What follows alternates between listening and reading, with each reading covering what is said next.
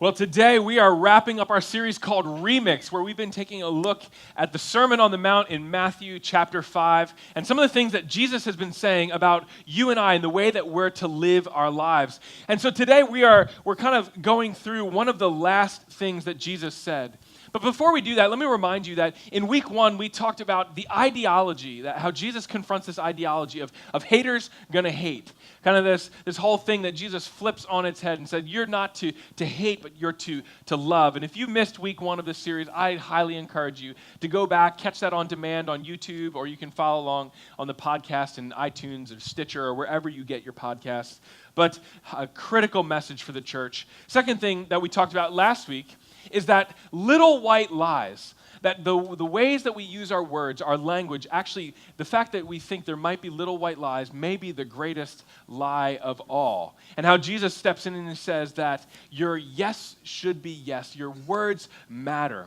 So check that out as well if you missed last week. But today, we're going to dive into another critical topic, another thought that Jesus remixes. He kind of gets his hands on it and says, listen, you may have heard this said, but I say to you, that same phrase that Jesus said 6 times in the book of Matthew, chapter 5. But to kind of set this up, I want to tell you a little story. So when I was in, I guess it's about 9th grade, maybe, my sister meets this guy. His name's John, and they fall in love, and the rest is history. They get married, and so John and Heather, they move into my parents' house where I'm living at the time, and they're getting ready to go overseas, actually. And so before they leave, John's living in a room just kind of next to mine, and so we shared a bathroom on the 2nd floor.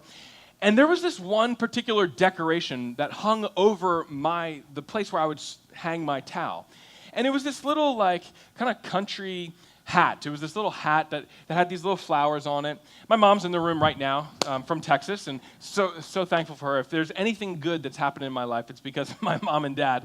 And so you can high-five her on the way out. But this was not one of those good moments because, in her Connect group, she made one of these in her Connect group with a group of ladies. And because it wasn't it got put in the 2nd floor in my bathroom.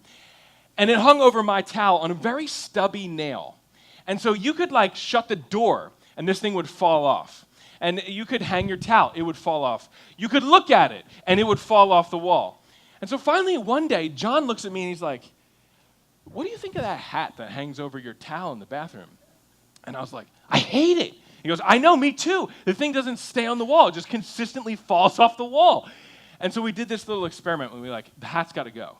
So for the next 2 weeks, we hid the hat somewhere in the house, wondering if my mom would catch on that the hat is no longer there. So after 2 weeks of realizing that the hat, she didn't care about the hat, probably never even thought of this hat, we're like, it's done. It's never hanging on the wall again. So we made sure of that. And so what happened was one of us took it and kind of took it into our possession and then hid it for all of eternity. For all of eternity. Now, we had this equal hatred for this piece of this hat, this decoration. And so on my wedding day, this is now 5 years later, on my wedding day, I open up my suitcase on my honeymoon, and what do I find in that suitcase? That's right, that dumb hat. It's sitting on the surface of my suitcase, just kind of taunting me like, ha ha, gotcha, right? And so I'm like, oh, no, you didn't. So I brought that hat back from Mexico. I brought it all the way back to New Jersey. And then I waited 2 years, 2 whole years until I saw John again. And I snuck it in his glove box. And right before I'm leaving, in his glove box. Kid you not. Now, so it's changed hands back and forth for many, many years now. Because let me tell you, it was a long time ago when I was in 9th grade. Last Thanksgiving, I bring the hat back to Texas, and I think I'm going to be this hot shot, and I'm going to stick it someplace where he's going to find it on his way home because he lives in Indiana now. That dog found it, put it in my car before I came back. I get back here to Florida, and I open up my car, unpacking everything, and wouldn't you know that hat, 20 years later, finds itself in my possession. Here's the deal. I will get him back.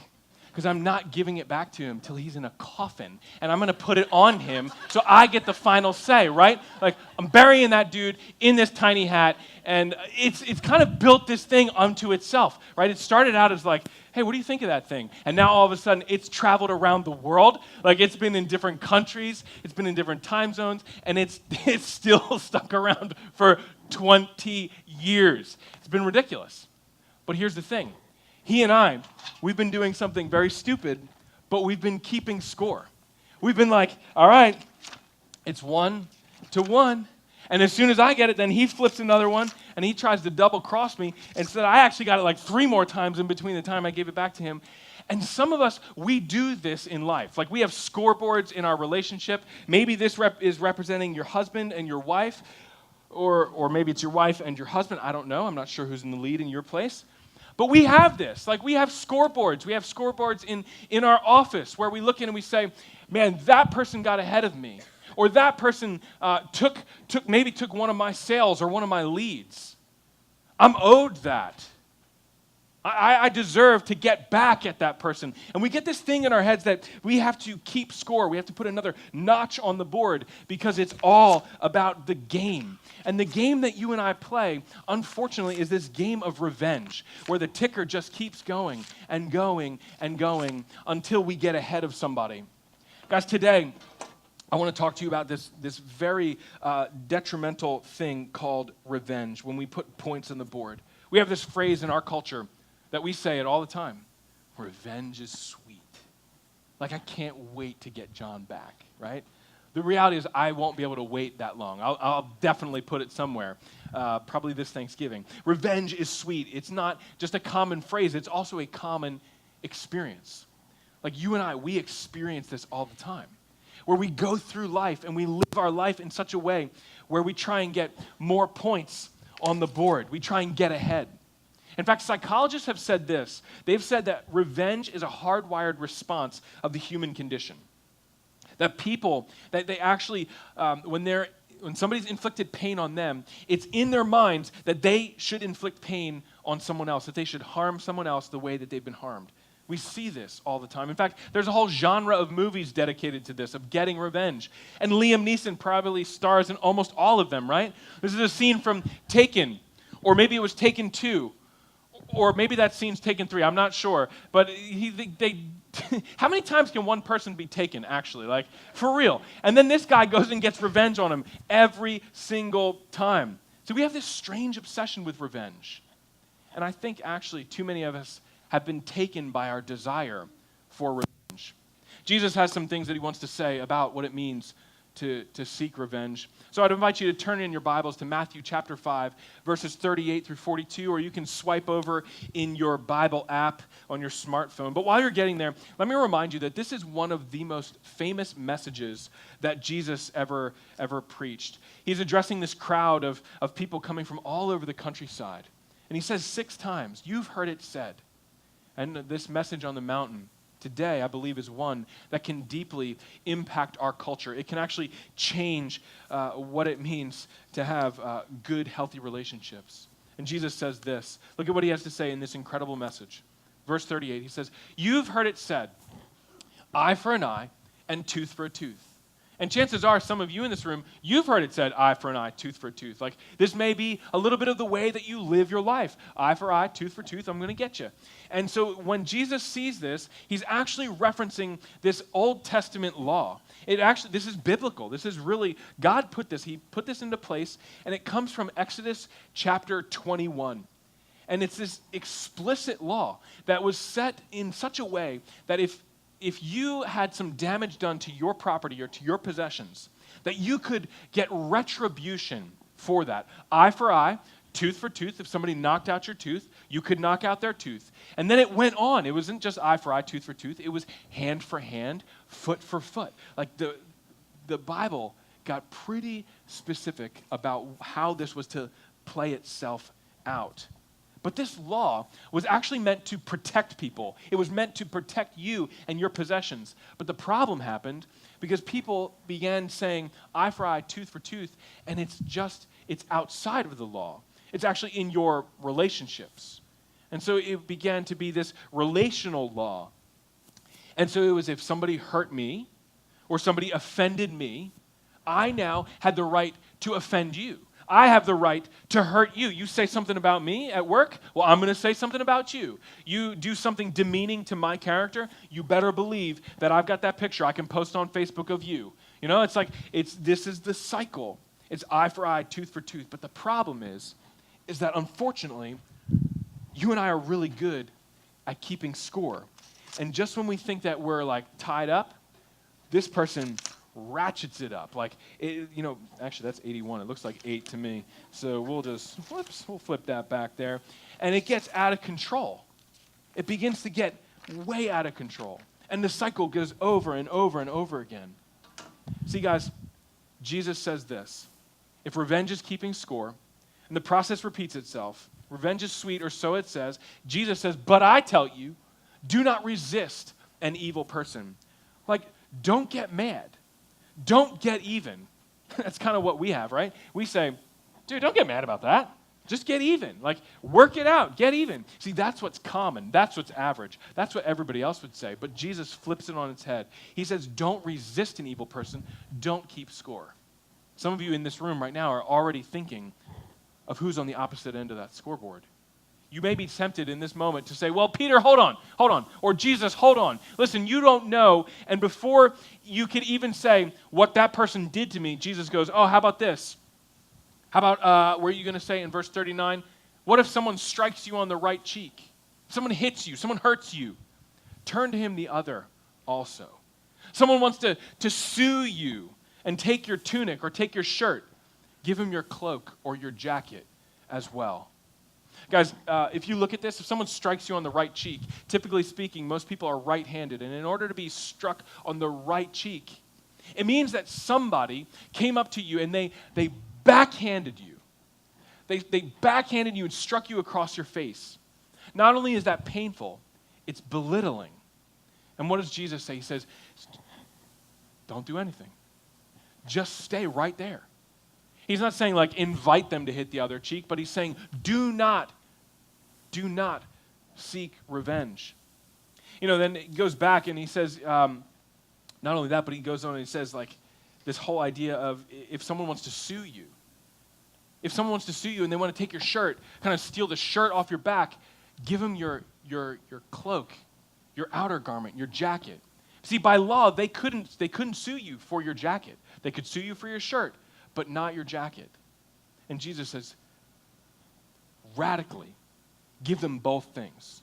Like if that's what they're after, give them both things. Keep the peace. And Jesus doesn't stop there, though. He says in verse 41, if someone forces you to go 1 mile with him, go with him 2 miles. Give to the one who asks from you, and do not turn away from the one who wants to borrow you. Again, these have some cultural issues that you and I, we don't really understand. If someone forces you to go 1 mile, like what is that? If you're making me go on a mile run, I won't go with you. Like that's not going to happen. But Jesus says if someone forces you to go 1 mile, go with them 2. See, they were under Roman occupation or Roman oppression. And by law, a Roman soldier could ask anybody, any Jewish man or woman or child, to carry something. It could be their armor. It could be a message. It could be anything. They could force you to walk 1 mile with whatever it was that they had. That was the law. And Jesus says, go 2 miles. Go even further than what you thought you had to do. Someone asks something from you. Someone wants to borrow something from you. Don't turn them away. Don't run away from that person. Give them what they're looking for. See, I kind of get this feeling of the person that's asking from you, begging from you, is probably also a person who has been really frustrating in your life. Maybe they have a pattern of begging and borrowing. It's that mooch at work that never pays you back when you buy lunch all the time. See, this final example Jesus gives is he says this, basically, when people belittle you, when they backhand you, when they bankrupt you, when they want to sue you, when they oppress you and they force you to do something, or when they beg you poor, you're not to resist. In fact, the only thing you should resist is revenge. Because Jesus knows something that you and we don't know. And that's that revenge simply impersonates power. In moments of revenge, when we're just, kind of adding points on the board and maybe we get really further ahead from everybody else and we start pulling away in that moment, we start to feel powerful. We start to feel like we're the one who's in control. We're the one that's controlling that situation, or we're controlling our own emotions. And the reality is that revenge only impersonates power. It gives the illusion that you're in control. In fact, psychologists, they've also done studies on revenge. And they said this, that they tested people who had an opportunity to take revenge, but chose not to. And they matched it up with people who had an opportunity to take revenge and did do it. And they said, which one of these people will be happier? And every single time, they found that the person who chose not to take revenge, even when they could, began to live a happier life. That the markers in the scans that they did were way higher than the ones that took revenge.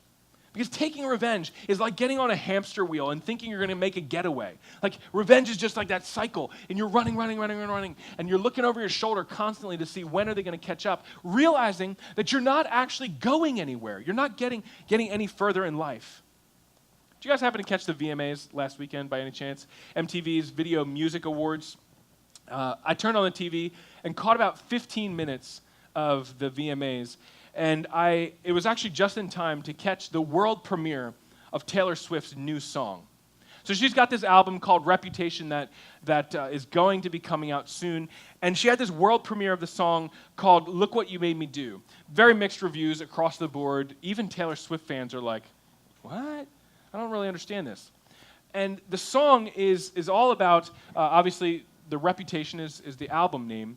But the song is literally a chronology between the feud between her and Kanye West. I don't know if you are up on that, but many years ago, Kanye West offended her in this very, very public way.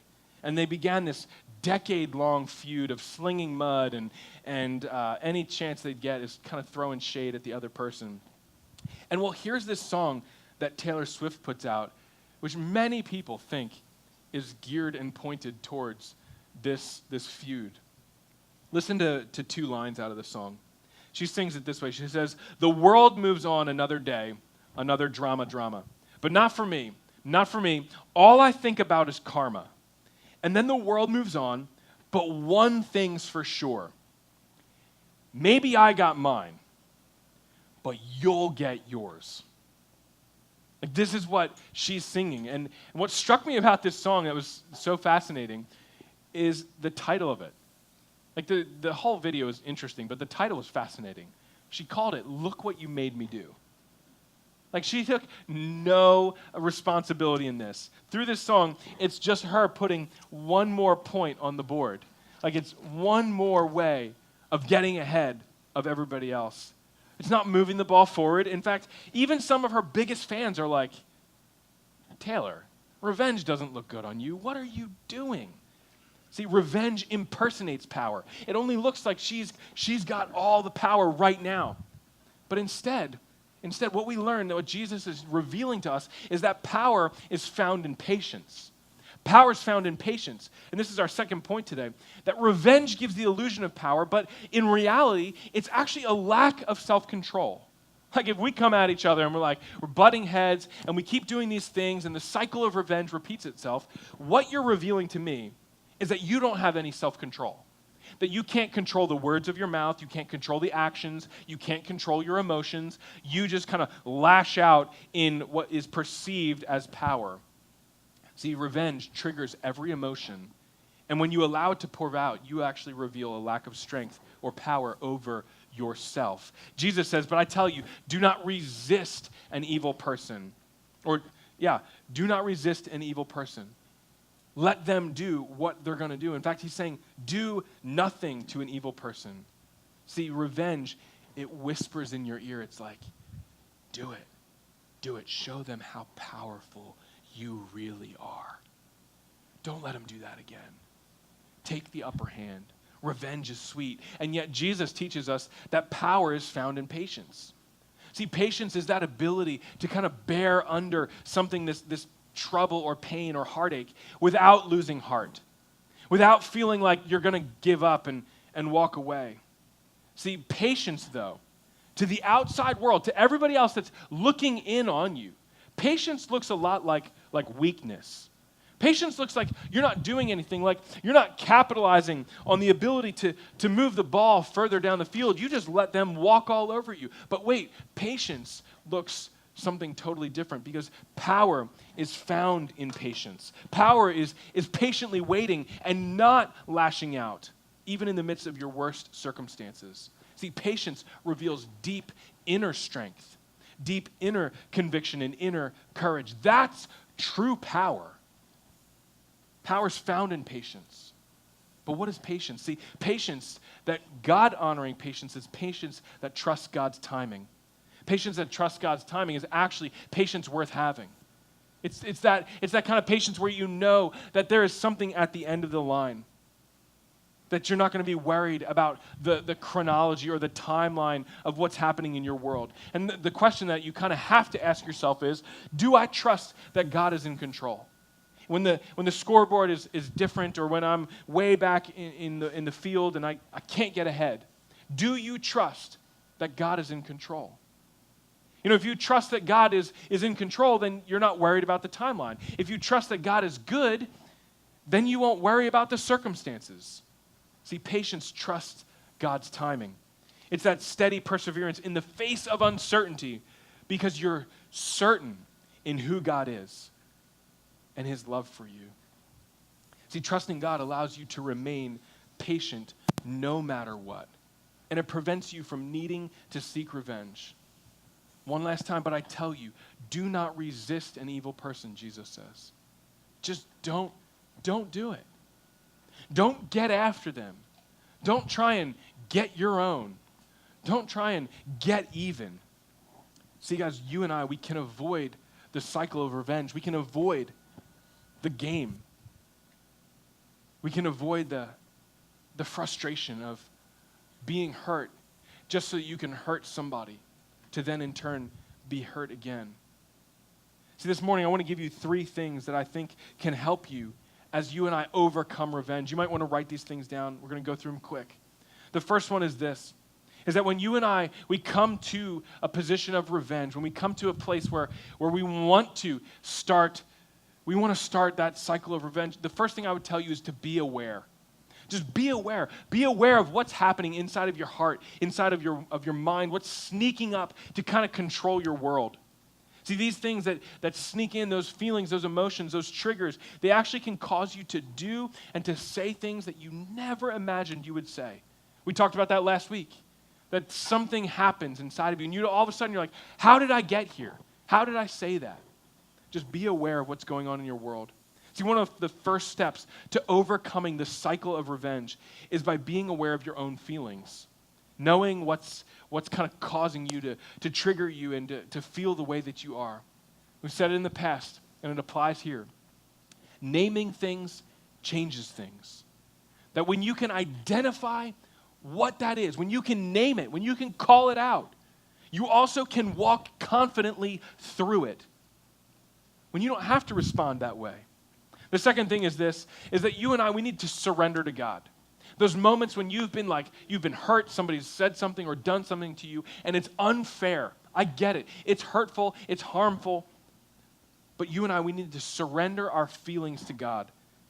And it puts you and I in permission, it gives God permission to be in control, and you and I, where we don't have to be.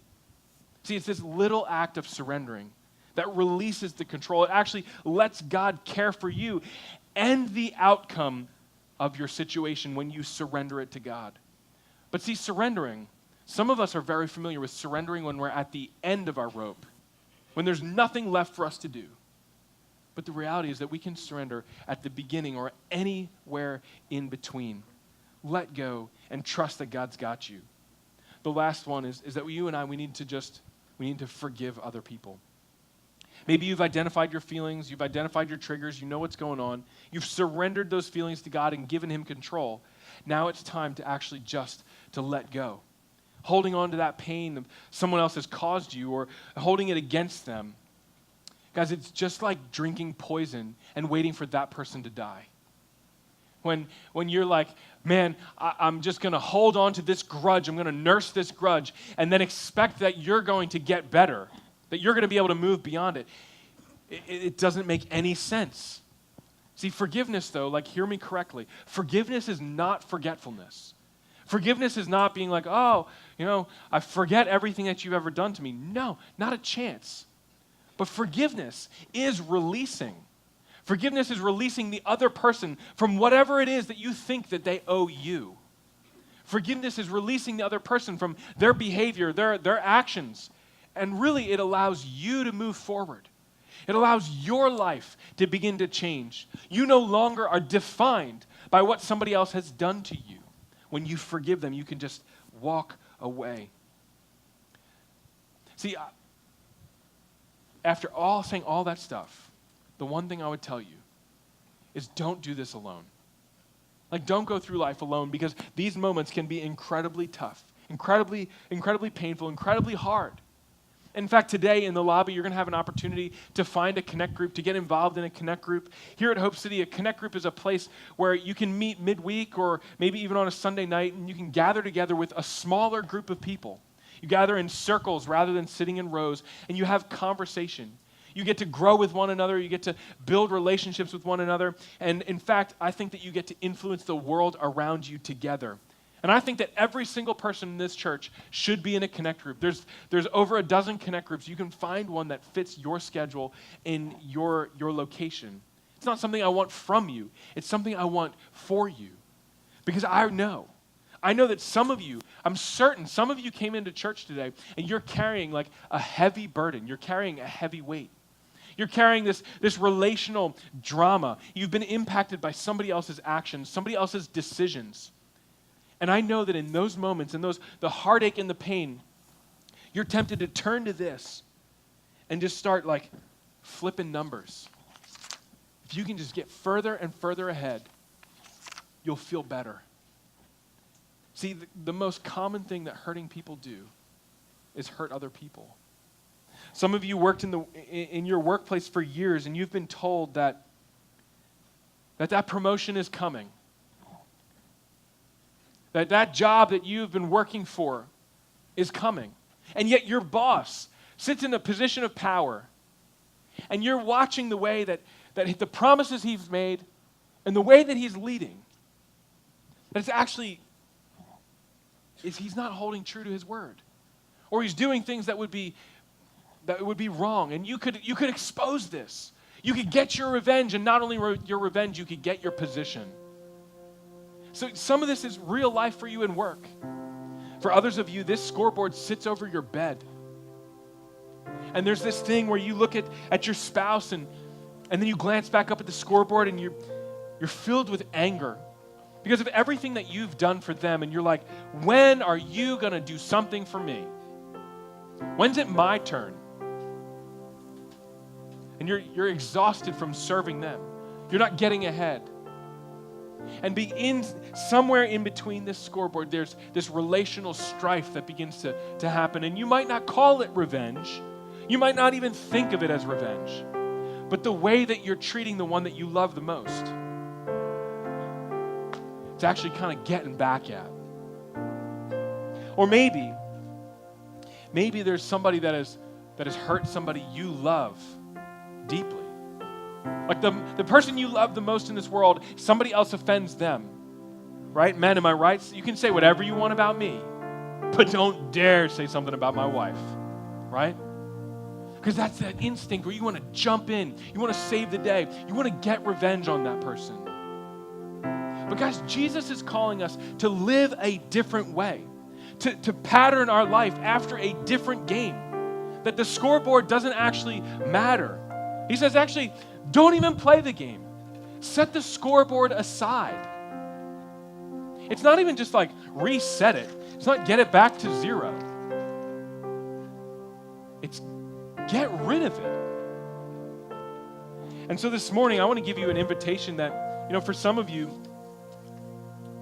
this is where you live. You feel like the score is 0 to 29, not in your favor. But there was a moment when everything was stacked against Jesus. The scoreboard was looking bleak. See, Jesus was hanging on a cross, a Roman cross.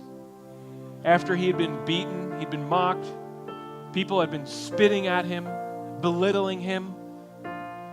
And in this one moment, Jesus looks out, looks at everybody. People who said, I'll never leave you. People who said, I'm on your team. And yet, all of those people turned against him. And what did he say in verse 34? He says, Father, forgive them, for they don't know what they're doing. And guys, if Jesus can say, forgive them to people who have done, who hung him on a cross, who can you and I forgive? This morning, I'm convinced that there is no more powerful thing that you could do than to set this aside, to turn the power off on the scoreboard, to not just flip it back to zero, but to actually shut it down. And the way that we do that is by forgiving one another. See, Jesus says, he gives us a whole bunch of things. He remixes what we've heard, but really what he's trying to do is remix our heart. That our heart's actions line up with his. See, as a follower of Jesus, we're to love the world around us. And we're to live in line with God's plan for our life. See, you and I, we've been called out of the darkness of hatred, out of the darkness of deception, and out of the darkness of revenge into the light of love, loving one another. This is the greatest thing that we can do, apart from loving God, is to love our neighbors. That's what Jesus says. So let me ask you, who do you need to forgive? What cycle of revenge do you need to quit today? Because while I've been speaking, while you've been seeing this, there's probably somebody's name that's come to your mind. And we can quit counting the amount of times that they've wronged you. It's time to forgive and follow their example. Follow Jesus' example. Father, forgive them, for they don't know what they're doing.